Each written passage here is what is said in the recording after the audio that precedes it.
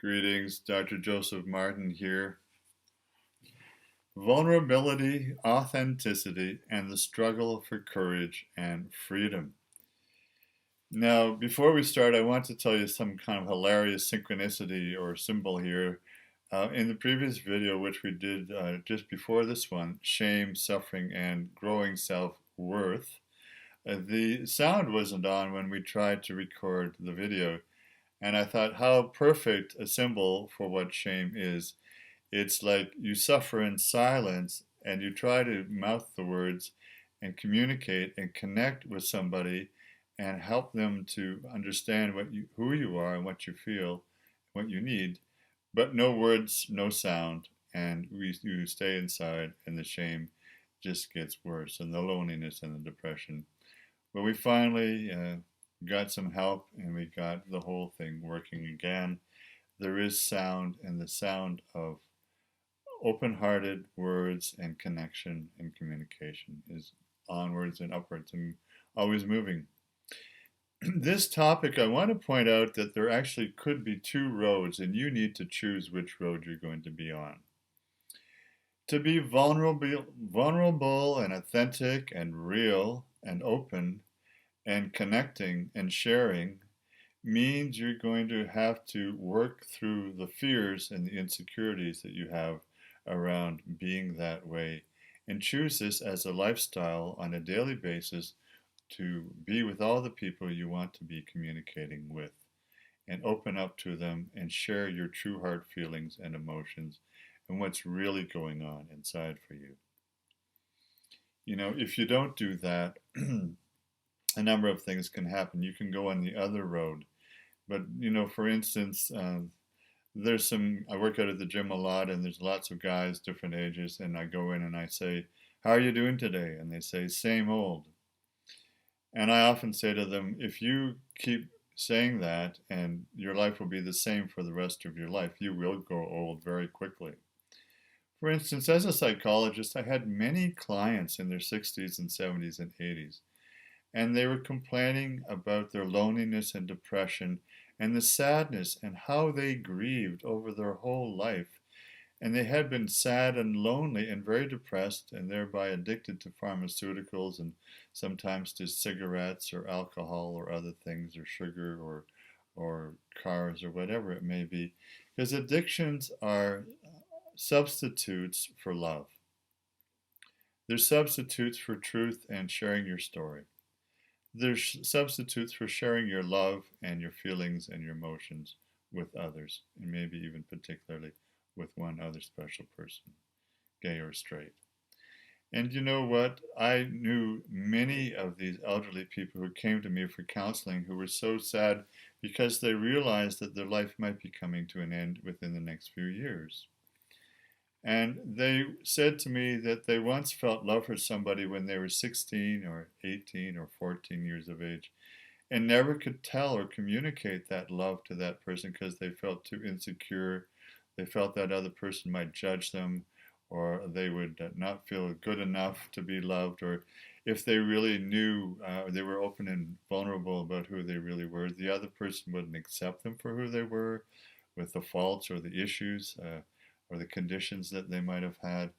And so the whole life they chose to stay invulnerable, and they chose to stay closed and not communicate and not get involved in any other relationship, a love, a human relationship. Now that's a sad thing, but you probably yourself have sometimes felt or thought that, and you may know many people who are like that. They actually are not alive. They don't have a life. Because to be alive and have a full, creative, adventuresome life is to take the courage to be vulnerable and authentic and just be open and loving and real with everyone around you, especially those you choose to be with.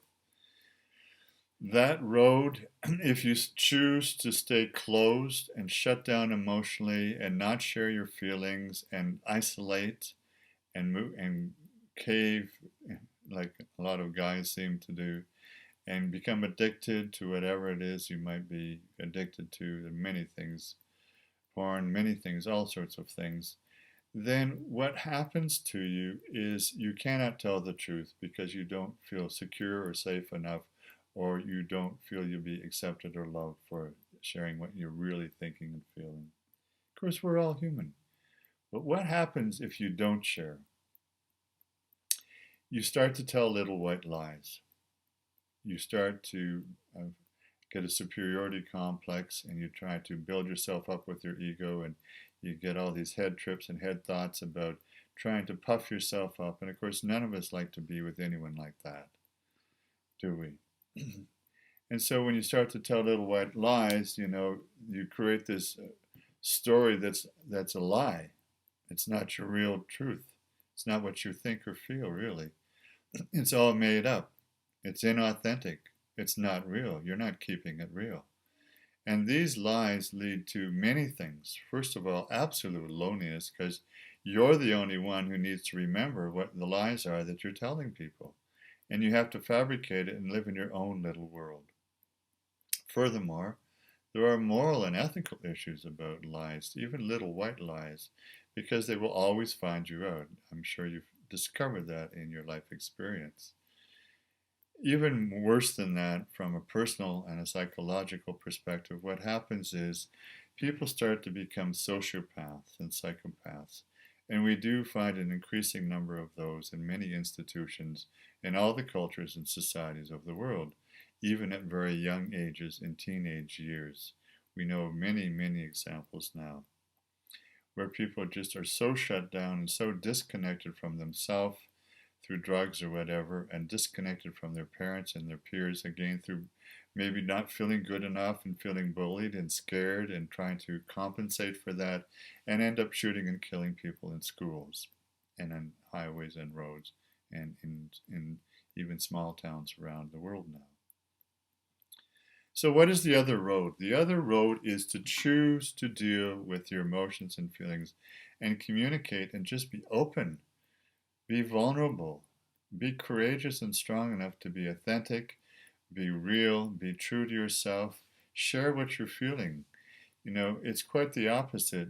You might think that people will think less of you if you share, your weakness and so on, but it's not weakness. To be vulnerable is the most courageous thing. It shows great courage and strength. And when you open up and share your vulnerability, your authenticity with others, you will see them respond to you in a way that shows you that they feel that you're very courageous and strong to be able to do that.